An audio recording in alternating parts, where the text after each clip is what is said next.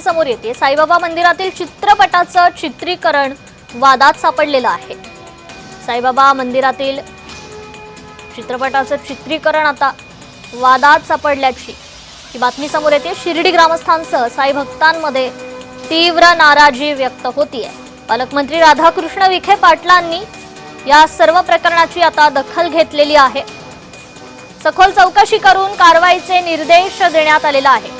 चित्रीकरणादरम्यान अभिनेता थेट साई समाधीवर बसलेला आहे शिर्डी ग्रामस्थांसह, त्यामुळे साई भक्तांमध्ये आता तीव्र नाराजी उफाळून आली आहे। पालकमंत्री राधाकृष्ण विखे पाटलांनी याची दखल घेतलेली आहे। सखोल चौकशी करून कारवाईचे निर्देश देण्यात आलेले आहेत। मोठी बातमी समोर येते। शिर्डीतील एका चित्रपटाचं चित्रीकरण आता वादाच्या भोवऱ्यात सापडलेलं आहे। अभिनेता थेट साई समाधीवर बसल्याचं या ठिकाणी हे प्रकरण आहे।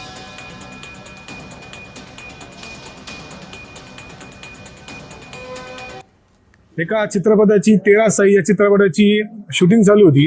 या दरम्यान मध्ये या साईबाबांच्या भूमिकेत असलेला एक कलाकार त्यांचं चित्रीकरण झाल्यानंतर बाबांच्या समाधीवर येऊन बसला। आमच्या दृष्टीने साईबाबांची समाधी ही अतिशय पवित्र आहे। या समाधीचं पावित्र्य एखाद्या कलाकाराकडून भंग होणं हे आमच्या भावना दुखावल्याचा हा प्रकार आहे। न कळत चुकीने जे आहे तो समाधीवर बसला। तसा तो शूट नव्हता, अगोदर शूटिंग मध्ये ते नव्हतं, परंतु चुकीने घेतला। तर ते शूटिंग जे आहे ते डायरेक्टरने जे ताबडतोब बोलून ते शूटिंग जे आहे ते डिलीट केलेलं आहे आणि त्यांच्याकडून आम्ही ते लेखी बी घेत आहेत। जो प्रकार घडला त्याच्यामध्ये कोणाचा आमच्या कर्मचाऱ्याकडून काही चुकला असेल तर त्यांची चौकशी केली जाईल।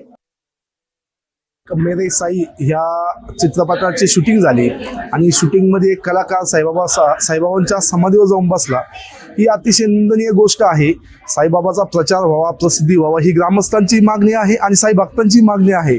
पण याच्या आधी अनेक चित्रपट झाले, पण त्याच्यामध्ये काही हा प्रकार कधी घडला नाही। साईबाबा संस्थांचे काही नियम आहेत, समाधी बाबतीतला काही प्रोटोकॉल आहे, ते प्रोटोकॉल जपले पाहिजे। साई भक्तांच्या भावनेचा तो प्रकारचं अपमान झालेला आहे।